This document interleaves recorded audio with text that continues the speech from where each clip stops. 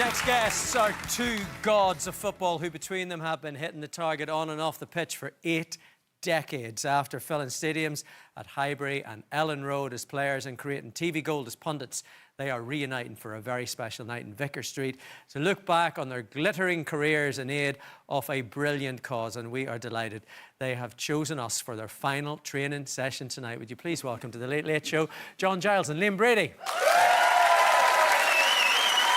Good evening, dear boy. Good evening, good evening. Now, Liam, you guys go way back as friends, as colleagues, as players. What are your first memories of this legend on the pitch? Well, Patrick, in 1963, Ireland played Austria in Dalymount Park, and my brother Ray was playing. He was 19 years older than me. So I was born in extra time, if you know what I mean. And, they were holding up the board, were they? And John was playing on the same team, and they beat Austria 3-2. And I became hooked on football from then on, and I followed John's career. Went to Manchester United, played in the '63 Cup final. And then I ended up playing probably 10 years or 11 years after I saw him play that day. I played for Ireland. And John was my captain and my manager. And your manager that day. It's brilliant. I mean, John, you've had an unbelievable career. At the age of 8, you were playing under-14 football. At the age of 15, you went to Manchester United. You were playing for Matt Busby. Did you realise you were that special yourself at the time? Did you know? Yeah. You did? That's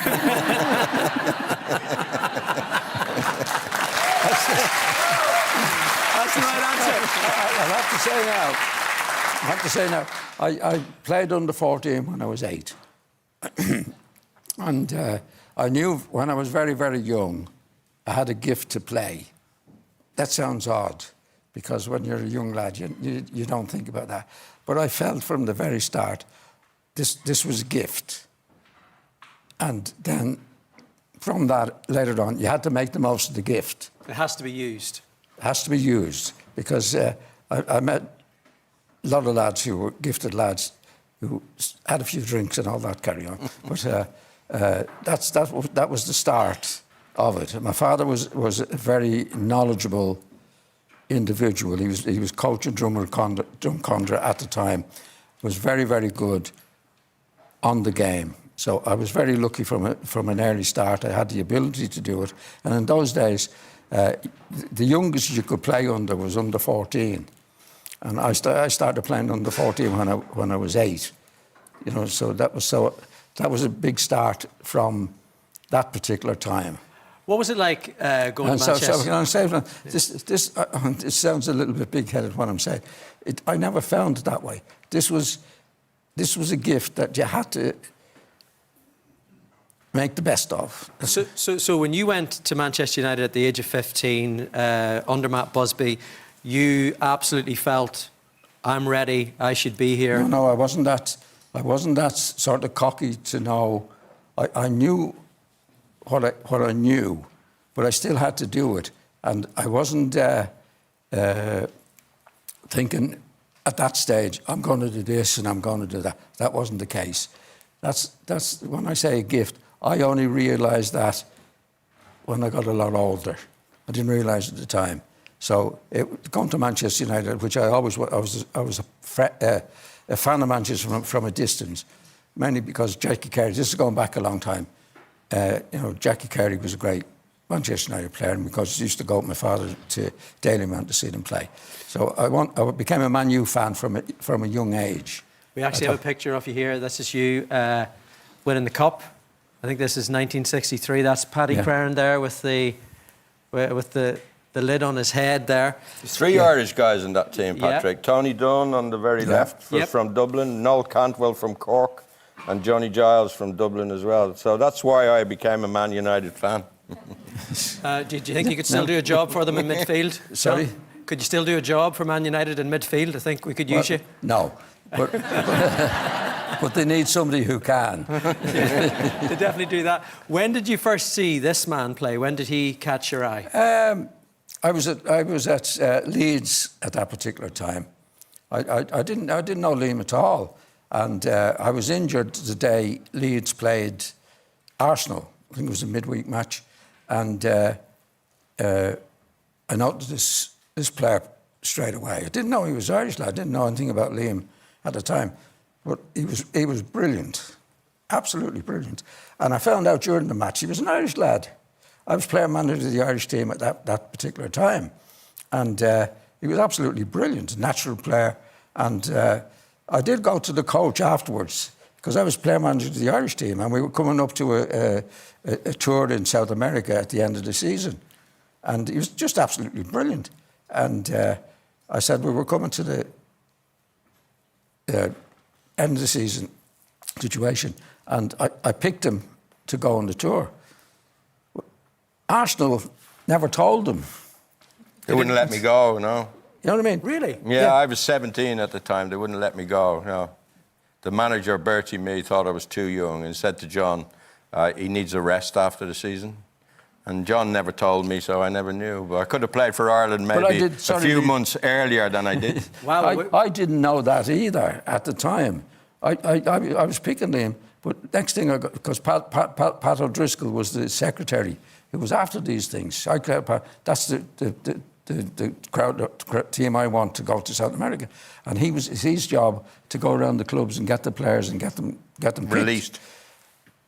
And see, clubs in those days, even now, they never liked releasing players. There was nothing in it for them. Well, the good news is that you actually did end up hooking up when you were player manager of Ireland. We have a little picture here of what was it? Was it the skill or was it the hair that attracted you there to Liam Brady? I mean, it's very Slade meets Tina Turner, Liam, I have to say, or Tina Turner's cross, maybe. Yeah, that was I didn't pick him for his hair. That was a perm. I picked him because he was a great player. To be honest. That was a perm that went wrong, Paddy. Yeah. I mean, it's a strong look. We actually have a pic of you, John, in the 70s as well. You'd some pretty good Gruiga as well. This is you going through your Finbar Fury phase. This would have been... That's what it was. You were saying out for the crowd here. It's like that hairdo was popular in those days. It's not today. You're talking about 40 or 50 years ago. I want to talk to you a wee bit about Jack Charlton. I know you played with him at Leeds. Yes. He managed you for Ireland. I mean, I'm assuming John has maybe fonder memories of him than you, Liam? Well, I think John will talk about him as a player. I never played with him. No, I got on all right with Jack. I just got old at the wrong time as a footballer. And Jack had a certain way of playing the game that probably didn't suit the style I played. I think if John had been the manager, I might have lasted a bit longer in the Irish team. But John will tell you, Jack was a fine player, wasn't he, John? He won the World Cup in '66. Yeah, he was one of the great centre-backs. But he was a centre-back. He wouldn't like Liam. And when I played with him at Leeds, he didn't actually like me. Right? Because Jack was a centre-half, saw the games through a centre-half's mind, right?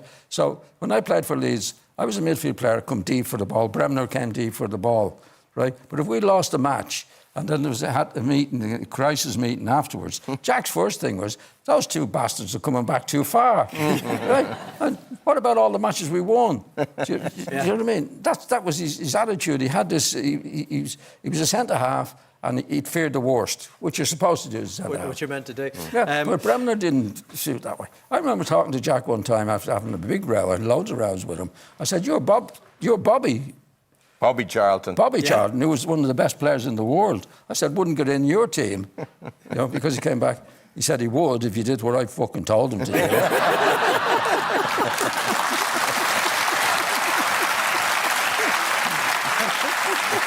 was Jack. That was Jack. And I must say, off the field, I got on really well with Jack. Yeah. But Jack had his own ideas about football. He was a centre-half, and Jack worried about himself all the time. I'm talking when we were playing together. Do you know what I mean? There was an incident we played in Everton one day where Terry Cooper lost the ball, and as a centre-half, you should come out and he didn't. They crossed it over and they scored. And they crossed to Jack and said, Jack, what the hell were you doing? He said, every time I leave the fucking middle, there's a goal scored against us. And he believed that. I can tell just listening to you guys here that you love you love playing. Do you miss the pundit work, Liam? Do you miss sitting there? Not now. With Bill and with Eamon. I have fond memories of it, Patrick. We had Yeah. a great time. We were the A team, I think. And it made it because Ireland were doing so well back in the day. Like they qualified. I started working for RTE in 1998, and Ireland qualified in 2002. And World Cup, and it just made everything easier for the panel. And we had Bill O'Hurley, he was the conductor, and John, myself, and Eamon. And there was never a dull moment with Eamon. You didn't always agree, to be fair. No, and that's what I think made it. We had our own opinions about who was playing well, why they weren't playing well, what the manager was doing. And then with Saipan, of course, Eamon backed Roy and you guys backed Mick. There was an atmosphere you could cut with a knife in the studio because Eamon wasn't speaking to John, he wasn't speaking to me because we sided with Mick McCarthy, me probably more so than John, and Bill, of course, was stirring it up all the time, It was a panel that did it, because we all had different opinions at that time. And just told the truth. Well, we told it as we saw it. Yeah. That's the only thing you can do. I mean, Eamon was brilliant what he did. When I finished playing football, Eamon was dealing with Tim O'Connor, who was the in charge of this situation, and I was a pal of Tim O'Connor's. And Eamon wanted me to come on the programme, and Tim said no. No, he says, because John's not going to say anything. Well, I spoke to Tim after. I said, Tom, I'm finished playing now. I can say what I want. Yeah. But I wouldn't have got on the panel if it hadn't been for Eamon. No, and I'm glad you've said what you wanted tonight as well, John. It's been good crack, to be fair. You're going to be sharing some of these memories in Vicar Street, Liam, coming up soon. It's for a good cause. Yeah, it's for the Benevolent Fund for ex-players, ex-League of Ireland players. And look, the GAA look after their older players. The rugby, Irish or IRFU look after their older players. But we're trying to get organised now where we're looking after League of Ireland players. I grew up watching League of Ireland, so did John. John ended up managing Shamrock Rovers in the League of Ireland. I had a brother win a cup medal for Rovers in 1968, so I have an allegiance to the League of Ireland. And we just want to raise money for all these players who have given entertainment down through the years for the Irish soccer public. And they're suffering with, some of them with dementia, some of them are suffering with, knee problems, hip problems, and we're just trying to give them a hand. And that, if you can help us, Patrick, by getting people to buy tickets for Vicar Street, I hear myself and John and Niall Quinn. Niall Quinn's coming along. So you've got probably 70 years of football to talk about there. Okay, it's all good. I think to be fair,